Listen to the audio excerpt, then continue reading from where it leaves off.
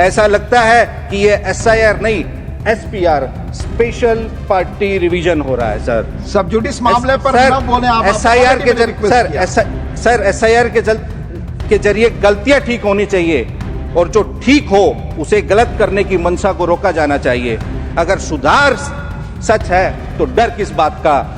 लेकिन यह सरकार वोटर को जुटाकर नहीं बल्कि वोटर को हटाकर जीतना चाहती है। आप वोट सुधार नहीं, आप वोट मैनेज करना चाहते हैं। आश्चर्यजनक था कि एक पार्टी विशेष की तो स्ट्राइक रेट 89% रहा। आजाद भारत में ऐसा कभी नहीं हुआ था, क्योंकि अगर एम्पायर ही टीम का खिलाड़ी बन जाए तो खेल नहीं होता, साजिश होती है। 1952 से लेकर अब तक कुल 13 बार एसआईआर हुआ है, लेकिन ऐसा अविश्वास, विवाद, अशांति, अस्पष्टता और अपारदर्शिता कभी नहीं देखी गई। किसी ने कहा है कि किसी पेड़ के काटने का किस्सा नहीं होता अगर कुल्हाड़ी के पीछे लकड़ी का हिस्सा नहीं होता। कि वोट घटने से बूथों की संख्या कम होनी चाहिए, लेकिन बिहार में पहले एसआईआर से पहले लगभग 78,000 बूथ थे और एसआईआर के बाद 90,000 से अधिक बूथ हुए। मशीन जीत जाए और हमारा मतदाता यानी मानव हार जाए तो ये लोकतंत्र और मानवता दोनों के लिए खतरनाक है। महोदय, मानव ने मशीन बनाई है, मशीन ने मानव नहीं बनाया। मतदाता मशीन से बड़ा होता है और बिना मतदाता लोकतंत्र भी नहीं रहेगा। माननीय संजय यादव जी। थैंक यू सभापति महोदय। चुनाव सुधारों की इस महत्वपूर्ण चर्चा में अवसर देने के लिए मैं हमारी पार्टी के राष्ट्रीय अध्यक्ष आदरणीय श्री लालू प्रसाद जी, हमारे नेता श्री तेजस्वी यादव जी और आपका धन्यवाद देता हूं। सभापति महोदय, जैसा कि इस चर्चा में सभी वक्ताओं ने कहा कि भारत दुनिया का सबसे बड़ा लोकतंत्र है और यह वाकया हम सब भी गर्व से दोहराते हैं, लेकिन एक सच्चे और जीवंत लोकतंत्र की पहचान केवल मतदाताओं की संख्या से तय नहीं होती। यह उसकी चुनावी प्रक्रिया की निष्पक्षता, पारदर्शिता और संस्थागत ईमानदारी से तय होती है। हमारा मानना है कि सबसे बड़ा लोकतंत्र होने से ज्यादा जरूरी है सबसे ईमानदार लोकतंत्र होना। आज भारत की चुनावी व्यवस्था अपनी तमाम मजबूती और गौरवशाली इतिहास के बावजूद कई ऐसी चुनौतियों से जूझ रही है जो लोकतंत्र की आत्मा को भीतर से चोट पहुंचा रही है। इसलिए यह समय है कि हम सब इन चुनौतियों का ईमानदारी से सामना करें और उन सुधारों पर गंभीरता से चर्चा करें जिनकी आज देश को सख्त जरूरत है। महोदय, 1952 से लेकर अब तक कुल 13 बार एसआईआर हुआ है, लेकिन ऐसा अविश्वास, विवाद, अशांति, अस्पष्टता और अपारदर्शिता कभी नहीं देखी गई। आज स्थिति यह है कि सरकार और चुनाव आयोग दोनों जनता की नजरों में संदेह के घेरे में है और यह लोकतंत्र के लिए शुभ संकेत नहीं है। लोकतंत्र लोगों के विश्वास पर चलता है। अगर यह विश्वास टूटने लगे तो संस्थानों की वैधता भी कमजोर होती है। यह मैं क्यों कह रहा हूं कि लोकतंत्र पर लोगों का अविश्वास बढ़ा है, इसके लिए मैं कुछ आंकड़े रखना चाहता हूं। अभी विगत 5 राज्यों में विधानसभा चुनाव हुए, महाराष्ट्र, बिहार, दिल्ली, झारखंड और हरियाणा। महोदय, एक अप्रत्याशित हमें वोट इंक्रीमेंट देखने को मिला है। महाराष्ट्र में लोकसभा चुनाव के 5-6 महीने बाद ही विधानसभा चुनाव हुए। वहां बिना एसआईआर के 48 लाख वोट जोड़े गए और एब्सोल्यूट वोटिंग में 12.2% का इंक्रीमेंट हुआ। बिहार में एसआईआर हुआ, कुल 7 करोड़ 89 लाख वोट थे, उसमें से 65 लाख वोटों का डिलीशन हुआ। उसके बाद एसआईआर की प्रक्रिया में 18 लाख और बाद में 3 लाख वोट और जोड़े गए, तो कुल 7 करोड़ 45 लाख वोटर थे। लेकिन अगर आप देखेंगे कि वोट घटने से बूथों की संख्या कम होनी चाहिए, लेकिन बिहार में पहले एसआईआर से पहले लगभग 78,000 बूथ थे और एसआईआर के बाद 90,000 से अधिक बूथ हुए। तो उस प्रक्रिया से यह समझ में आया कि मतदाताओं के घटाने के अलावा ये बूथों को बढ़ाने की भी एक प्रक्रिया थी। अब बिहार में वो चुनाव हुए, 65 लाख वोट कटने के बावजूद बिहार में 15.6% का एक एब्सोल्यूट वोटिंग में एक अब नॉर्मल इंक्रीमेंट देखा गया। इतना सडन स्पाइक जो बिहार, जैसे मैंने कहा महाराष्ट्र में 12.2, बिहार में 15.6, तो ये वोट घट रहे हैं एसआईआर में, लेकिन बूथ बढ़ रहे हैं। और जो ये मैसिव बढ़ोतरी हो रही है वोट संख्या में, वो एक प्रयोग है या सहयोग, वो पूरा मैसिव स्विंग एक पार्टी विशेष के पक्ष में जा रहा है। ये हमें सबको सोचने का विषय है। अगर चुनाव के मध्य चुनाव आयोग ये हम बिहार में जैसा कि चुनावों से पहले 35 दिन में 41,000 करोड़ रुपए अन्य योजनाओं के मद से मतदाताओं के खाते में भेजे गए, लेकिन वहां 15.6% वोट बढ़ा। झारखंड में भी चुनाव हुए, झारखंड में मात्र 3.5% वोट बढ़े, हरियाणा में 6.2% वोट बढ़े और दिल्ली में 6.1% वोट बढ़ा। तो ये झारखंड में भी वही सेम योजना थी, लेकिन वहां 3.5% ही वोट बढ़े, लेकिन बिहार में 15.5% से अधिक वोट बढ़े। तो ये सब हमें सोचने की जरूरत है। दिल्ली में भी पानी और बिजली निःशुल्क थी, वो भी सबको पता है। अगर ये वोटिंग पैटर्न हो, मतदाताओं को वही बिहेवियर हो, तो वो सर्वव्यापी हर जगह वैसा ही रहना चाहिए।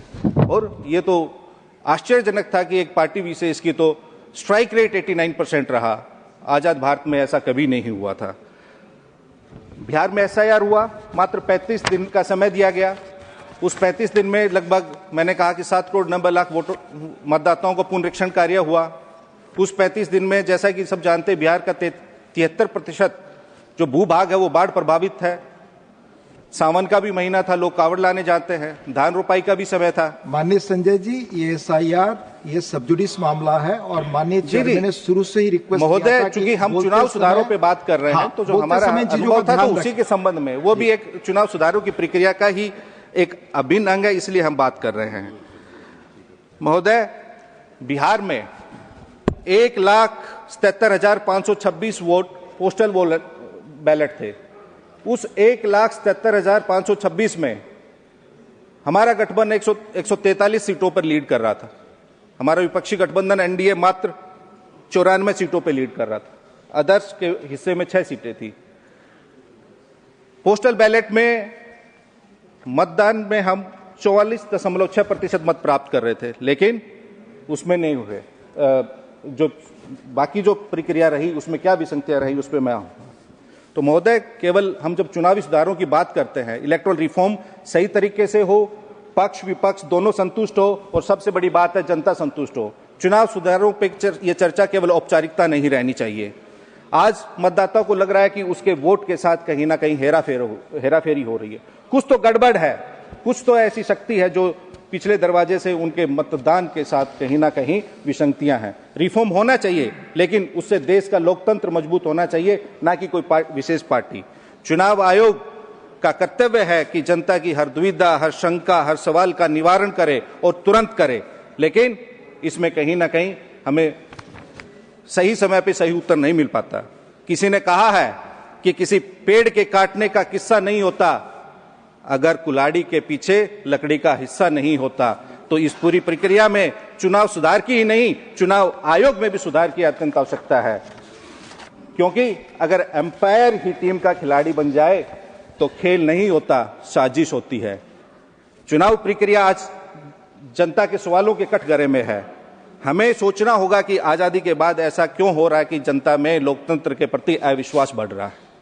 जब आयोग सवालों से भागता है और साफ साफ जवाब देने में आनाकानी करता है, तो शक अपने आप जन्म लेता है।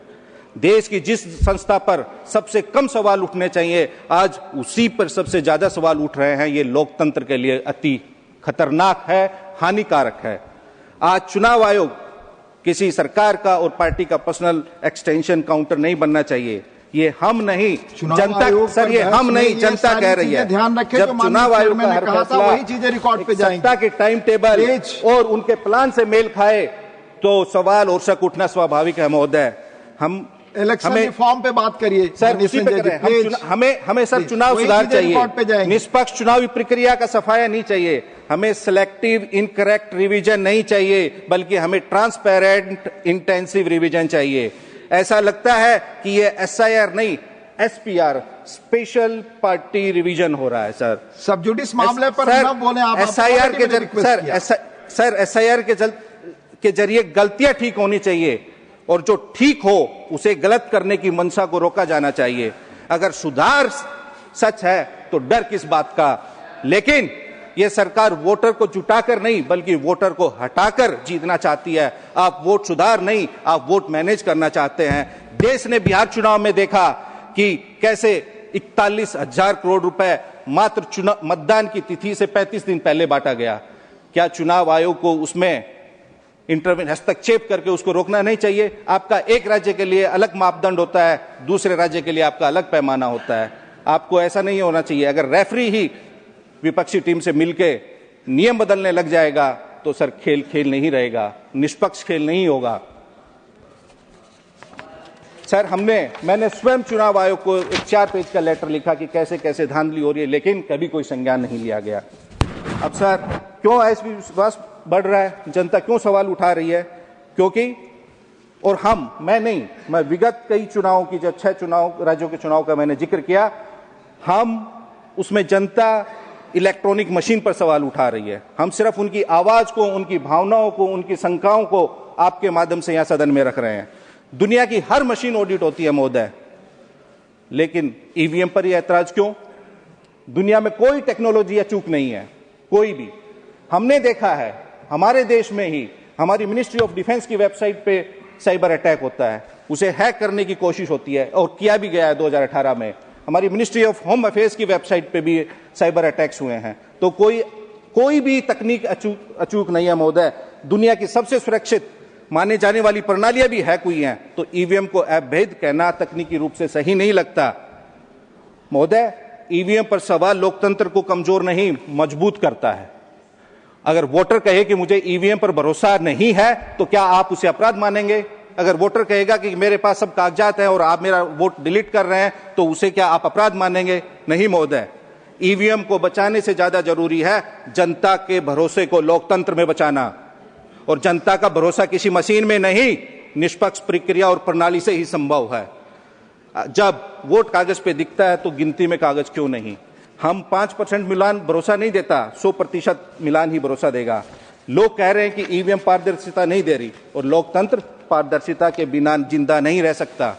अगर हम चुप रहेंगे तो सर मशीन जीत जाएगी, और हम बोलेंगे तो लोकतंत्र जीतेगा। अगर कहीं कोई शक है तो हम सबको बिल्कुल बोलना चाहिए, निडर होकर बोलना चाहिए। जब वोट की प्रक्रिया ही संदेहों से घिरी हो तो लोकतंत्र की आवाज साफ कैसे सुनाई देगी? महोदय, मशीन जीत जाए और हमारा मतदाता यानी मानव हार जाए तो ये लोकतंत्र और मानवता दोनों के लिए खतरनाक है। महोदय, मानव ने मशीन बनाई है, मशीन ने मानव नहीं बनाया। मतदाता मशीन से बड़ा होता है, और बिना मतदाता लोकतंत्र भी नहीं रहेगा। जनता को इलेक्शन चाहिए महोदय, सिलेक्शन नहीं चाहिए। महोदय, कई कामयाब और लोकतांत्रिक विचारधारा का सम्मान करने वाले विकसित देश पारदर्शिता के नाम पर इलेक्ट्रॉनिक वोटिंग को अस्वीकार किया है, और चुनाव सुधारों के लिए महोदय निष्पक्षता दिखानी पड़ती है, सिर्फ कहना ही काफी नहीं होता। रेफरी अगर नियम पूछने पर नाराज हो जाए तो मैच के नतीजों पर सवाल उठाना लाजमी है। दुनिया के अधिकांश लोकतंत्र अब बैलेट पेपर का ही प्रयोग करते हैं, क्योंकि वह सत्यापन योग्य है और भरोसेमंद होता है और जनता को दिखता भी है। महोदय, बस मैं अपनी बात खत्म कर रहा हूं। चुनावी सुधार में कोई तकनीकी प्रक्रिया नहीं है। चुनाव सुधार यह उस लोकतांत्रिक संस्कृति का आधार है जो नागरिकों को विश्वास दिलाती है कि सत्ता उनकी इच्छा का प्रतिबिंब है, न कि धन, शक्ति और प्रभाव का परिणाम। भारत को चुनावी सुधारों की एक नई पीढ़ी की जरूरत है। ऐसे सुधार जो चुनाव आयोग को और मजबूत करे, राजनीतिक दलों को जवाबदेह बनाए, धन बल की अंधेरी सुरंगों को रोशन करे और मतदाता के विश्वास को पुनः केंद्र में स्थापित करे। लोकतंत्र की सबसे बड़ी शक्ति उसका विश्वास है, और चुनाव सुधार वही रास्ता है जो इस विश्वास को भविष्य की पीढ़ियों के लिए सुरक्षित रख सकता है। आपका बहुत बहुत धन्यवाद महोदय।